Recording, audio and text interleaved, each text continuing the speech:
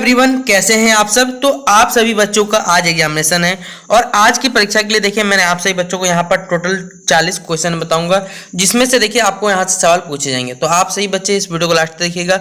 Video पसंद आता है तो वीडियो को लाइक और अपने दोस्तों को शेयर जो कर दीजिएगा। चैनल पर अगर न्यू आए तो चैनल को सब्सक्राइब करिएगा और साथ में बेल आइकन पर क्लिक करिए ताकि इसी प्रकार हर वीडियो का नोटिफिकेशन आपको वहाँ चलकर मिलता रहे।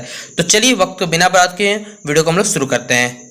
पहला सवाल है देखिए कि राज्य के पुनर्गठन आयोग में इसके अध्यक्ष कौन बने थे। गोविंद बल्लभ भाई पंत या फिर के.एम. पिनक्कर या फिर पंडित हृदय नाथ कुंजरू या फिर न्यायमूर्ति फजल अली।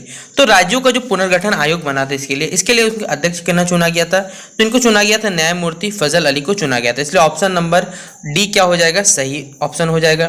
फिर भारतीय राष्ट्रीय कांग्रेस की पहली महिला अध्यक्ष, क्या आप मुझे बता सकते हैं कि कांग्रेस पार्टी की स्थापना किसने की थी। कमेंट बॉक्स में आप सभी बच्चे और साल भी बताइएगा, यानी वर्ष भी बताइएगा और साथ ही साथ आपको बताना है कि स्थापना किसने किया था।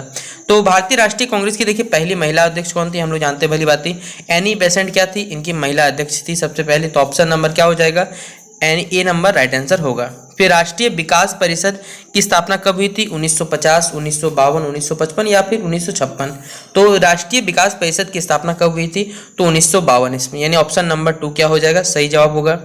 फिर एम.एस. स्वामीनाथन, आप सभी जानते होंगे एम.एस. स्वामीनाथन जी का नाम किससे जुड़ा हुआ है। अगर मैं आपसे पूछूं कि डॉक्टर वर्गीस कुरियन का नाम किससे जुड़ा हुआ है, तो आप लोग क्या जवाब दीजिएगा।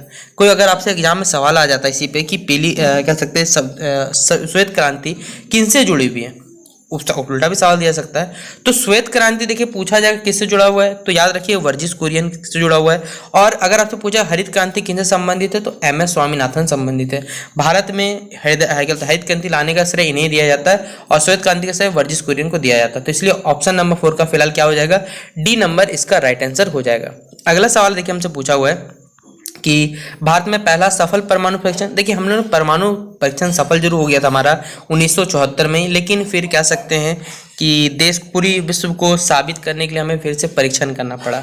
आपने परमाणु मूवी देखा हो तो उसमें आपको यही पता ही है कि परीक्षण हो चुका था, लेकिन फिर हमें एक बार टेस्टिंग में दिखाना पड़ा ताकि लोगों को विश्वास है कि हाँ कि भारत में परमाणु परीक्षण बाद के बाद परमाणु हथियार है।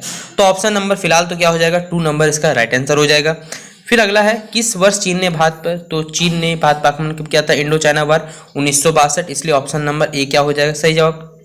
भारत के देखिए आयरन मैन के नाम से गिना जाता है, तो ये बहुत इंपॉर्टेंट सवाल है। सरदार वल्लभ भाई पटेल जी को बोला जाता है भारत के लौह पुरुष। और कमेंट बॉक्स में बताइएगा भारत के वृद्ध पुरुष या फिर old man of India Bharat का किन्हें कहा जाता है। कमेंट बॉक्स में देखिए जो सवाल पूछे आप सही बच्चों के एग्जामिनेशन देखिए सारा का सारा प्रिपेयर हो जाएगा इससे।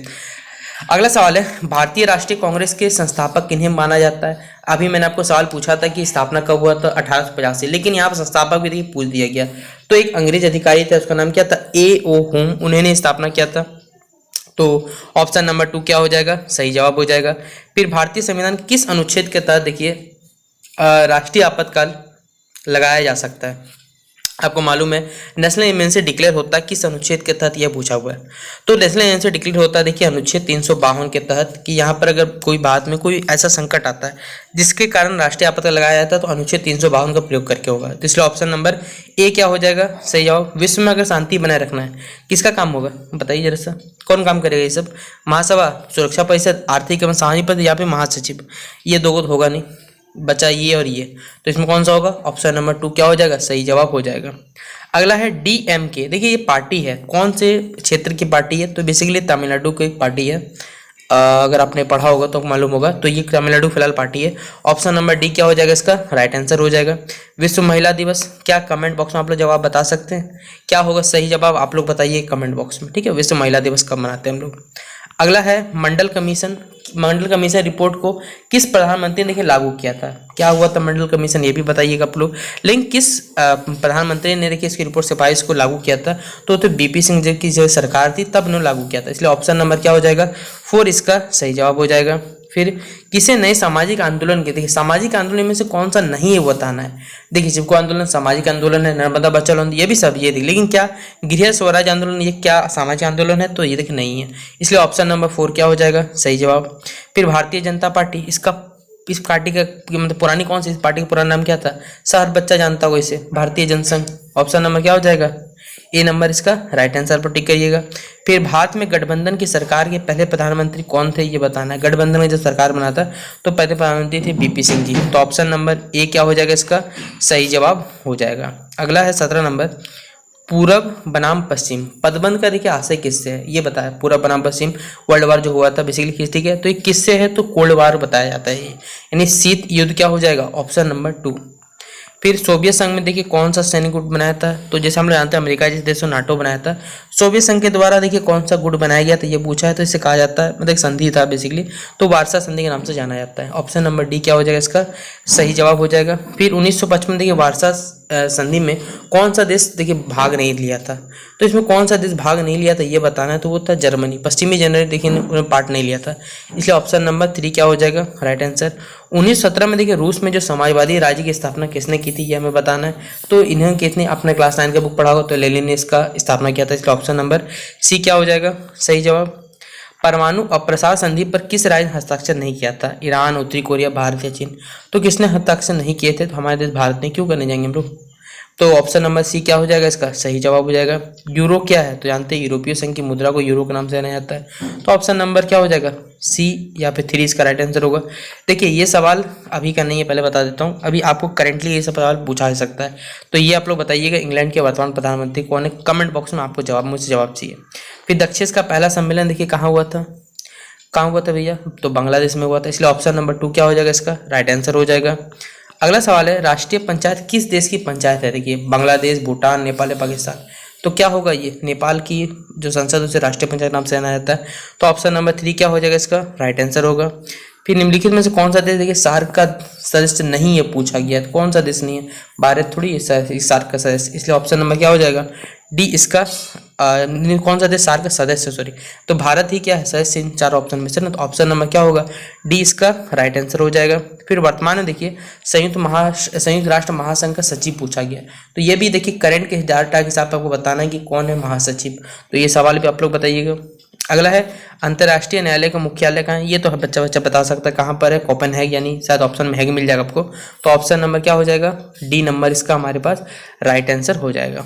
अगला सवाल देखिए यूएनओ निशस्त्रीकरण आयोग कब बना था, तो ये जो आयोग बेसिकली ये कब बना था याद रखिएगा, ये आयोग बना था 1952 को, इसलिए ऑप्शन नंबर 2 क्या होगा सही जवाब होगा। फिर अगला सवाल है पर्यावरण सुरक्षा के लिए सबसे पहला अंतर्राष्ट्रीय सम्मेलन कहाँ हुआ था, तो हम लोग जानते हैं स्टॉकहोम में ये सम्मेलन हुआ था, ऑप्शन नंबर 3 क्या हो जाएगा इसका राइट आंसर होगा। 1952 में किस शहर में देखिए पृथ्वी सम्मेलन हुआ था, तो ये हुआ था रियो डी जेनेरियो जिसे आप जानते होंगे, तो ऑप्शन नंबर क्या होगा 2 सही जवाब। फिर निम्नलिखित में से किस देश ने खुले द्वार की नीति अपनाई थी, कौन सा देश ने अपनाया था, तो चीन ने देखिए खुले द्वार की नीति अपनाई थी, इस ऑप्शन नंबर डी सही जवाब होगा। फिर 1972 में भारत पाकिस्तान के बीच देखिए समझौता हुआ था, क्योंकि पाकिस्तान हार मान चुका था, कौन सा समझौता हुआ था हम लोग जानते हैं शिमला समझौता, ऑप्शन नंबर क्या होगा ए इसका सही जवाब होगा। भारतीय हमारी जो अर्थव्यवस्था वो किस प्रकार की देखिए अर्थव्यवस्था है, तो ये पूंजीवाद साम्यवाद किस प्रकार, तो ये मिश्रित है ना, यहाँ सब कुछ रहता है, ऑप्शन नंबर 3 क्या हो जाएगा राइट आंसर। अंतर्राष्ट्रीय मुद्रा कोष का मुख्यालय कहाँ है, तो हम लोग ये भी जानते हैं वाशिंगटन DC कह सकते हैं, तो ऑप्शन नंबर डी क्या हो जाएगा सही जवाब। बांग्लादेश कब अस्तित्व में है, हम लोग जानते हैं 1971 में, ऑप्शन नंबर 2 क्या हो जाएगा इसका राइट आंसर। फिर अगला सवाल है निम्नलिखित में से कौन सा देश आसियान का सदस्य नहीं है 4 ऑप्शन में से, तो कौन सा देश नहीं है वो है श्रीलंका नहीं है, ऑप्शन नंबर डी। तो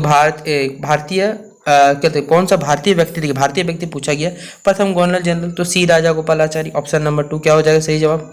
किस देश ने सुरक्षा परिषद में निषेध अधिकार का सर्वाधिक बार प्रयोग किया था, USA, फ्रांस, किसने उपयोग किया था, तो वो कौन था फ्रांस, रूस, ऑप्शन नंबर 3 क्या हो जाएगा सही जवाब। फिर योजना आयोग को देखिए भंग करने का आयोग भंग ने कौन सा आयोग है वो बताना है हमें, तो कौन सा आयोग वो है नीति आयोग, तो ऑप्शन नंबर 1 क्या हो जाए सही जवाब। और ये मैंने आपको टॉप 40 MCQ करवा दी जो आपके एग्जाम में देखिए यहाँ से सवाल पूछा जाएगा, और इसी प्रकार देखिए शॉर्ट टाइम में मैंने आपसे 40 MCQ जो मुझे लगता था इंपॉर्टेंट वो मैंने आपको यहाँ पर करवा दिया। तो चलिए मिलते हैं नेक्स्ट वीडियो पे, आपसे बच्चों एग्जाम से खत्म हो गया, आप CUT एग्जाम की तैयारी करिए और उस पर फोकस करिए, ठीक है। तो चलिए best of luck for exam से, मिलते हैं नेक्स्ट वीडियो पे, तब तक के लिए जय हिंद जय भारत।